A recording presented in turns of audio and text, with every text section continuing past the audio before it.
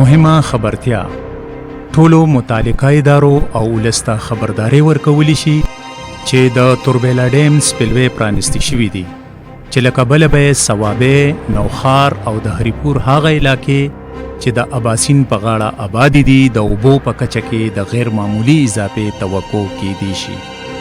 او ورسره د نورو علاقو خلکو ته هم د بارانونو د روانې سلسلې په وجه د ولو، نهرونو او خړونو غاړو ته د تللو نه ډډه پکار ده. نو هم له دې عمله ولس ته په کلکه سپارښتنه کیږي چې احتیاط وکړي او سیندونو، نهرونو، خړونو ته نږدې د تللو نه ډډه وکړي. دا پیغام تاسو ته د پښتونخوا ریډیو 92.6 مردان له اړخه وړاندې کړی شو.